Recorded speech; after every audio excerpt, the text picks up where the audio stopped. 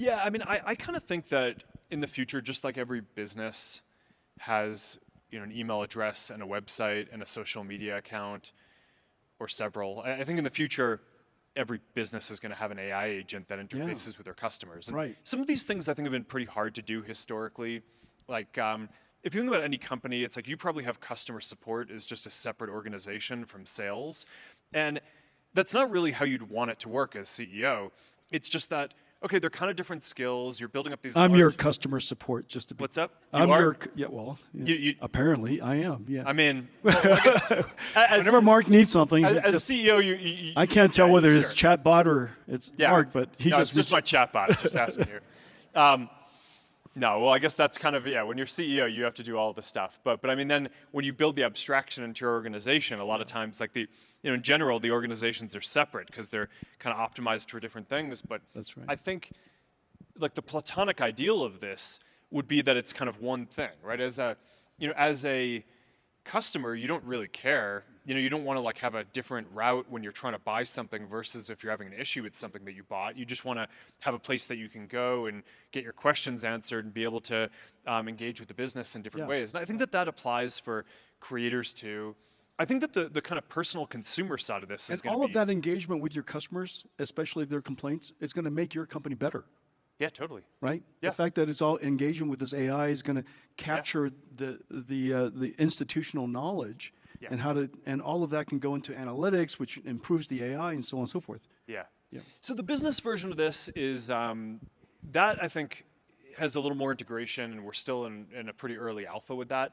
But the AI Studio, making it so that people can kind of create their UGC agents and different things, and getting started on this flywheel of having creators create them. I'm pretty excited about that. And so can I use AI Studio to fine tune with my images, my collection of images? Yeah, we're gonna get there. Okay. Yeah. And then could I load it all the things that I've written, so that use it as my RAG? Yeah, basically. Okay. Yeah. And then every time I come back to it, it loads up its memory again, so it remembers where it left off last time. Yep. And we carry on our conversation as nothing ever happened. Yeah, and look, I mean, like any product, it'll get better over time. The tools for training it will get better. It's not just about what you want it to say. I mean, I think generally creators and businesses have topics that they want to stay away from too, right? So just getting better at all this stuff. Yep. I think the platonic version of this is not just text, right? You almost want to just be able to, and this is sort of an intersection with some of the codec avatar work that we're doing over time. You want to basically be able to have almost like a video chat with the agent, and I think we'll get there over time. I don't think that this stuff is that far off, but the flywheel is spinning really quickly. So it's exciting.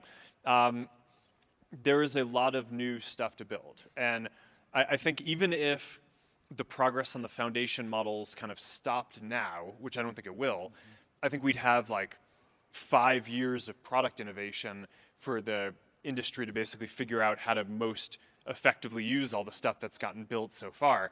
But I actually just think the kind of foundation models and the progress on the fundamental research is accelerating. So that it's a pretty wild time. Your vision and it's all and you kind of made this happen. So why, thank you.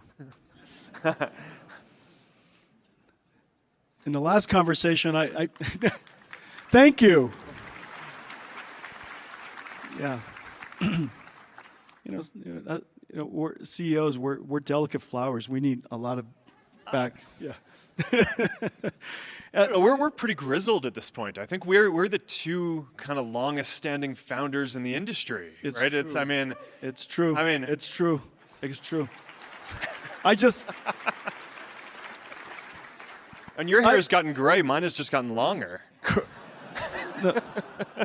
Mine's gotten gray. Yours gotten curly. What's up? It was always curly. That's why I kept it short. Okay. Yeah, I just, if I had known it was going to take so long to succeed. You never would have started. No, I would have dropped out of college just like you. Get a head start. Well, that's a good difference between our personalities. Yeah. I think that these things. You got a 12-year head start. That's pretty good. That's pretty good. You're doing pretty well. I'm gonna be able to carry on. Let me just put it that way. Yeah. So the thing that I love about about your vision of that everybody can have an AI, that every business can have an AI.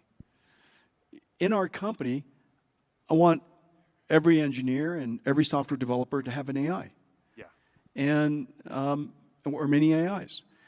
The thing that I love about your vision is you also believe that everybody and every company should be able to make their own AI. So you actually open sourced. When you open sourced Llama, I thought that was great. Llama 2.1, by the way, I thought Llama 2 was probably the biggest event in AI last year. And the reason for that, I mean, I thought it was the H100, but you know, it's it's a chicken or the egg question. That's a chicken we or all the play egg our question. parts. Yeah, which came first? The H100. No, well, Llama 2 was actually not the H100. Yeah, it was A100. Yeah, thank you. And but the reason why I said it was the biggest event was because when that came out, it activated every company, every enterprise, and every industry. All of a sudden, every healthcare company was building AIs, every company was building AI, every large company, small companies, startups were building AIs. It made it possible for every researcher to be able to re-engage AI again because they have a starting point to do something with. And then now 3.1 is out, and the excitement, just so you know, we work together to deploy 3.1. We're taking it out to the world's enterprise, and the excitement is just off the charts. And I think it's going to enable all kinds of applications.